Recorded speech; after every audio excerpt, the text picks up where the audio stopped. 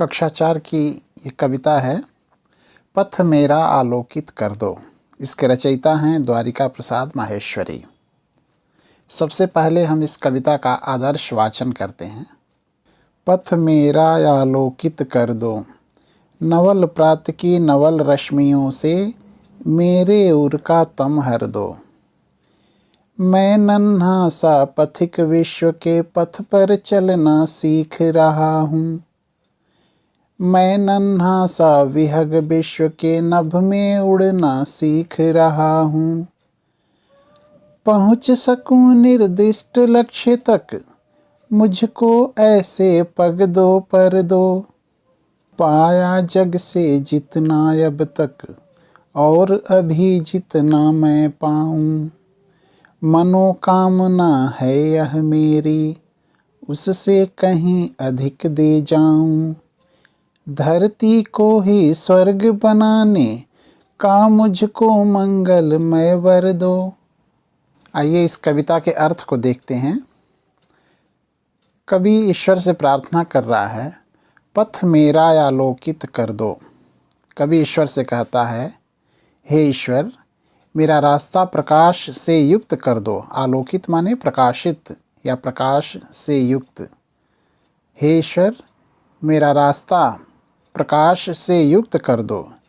नवल प्रात की नवल रश्मियों से मेरे उर का तम हर दो। नवल माने नया, तो अपनी नई नई किरणों से मेरे हृदय का अंधेरा दूर करो। उर माने हृदय। अपने नई नई किरणों से मेरे हृदय का अंधेरा दूर करो। मैं नन्हा सा पथिक विश्व के पथ पर चलना सीख रहा हूँ। मैं एक नन्हा सा पथिक हूँ, राही हूँ। पथिक माने राही। मैं छोटा सा राही हूँ जो इस विश्व के रास्ते पर अभी चलना सीख रहा हूँ। और मैं नन्हा सा विहग विश्व के नभ में उड़ना सीख रहा हूँ।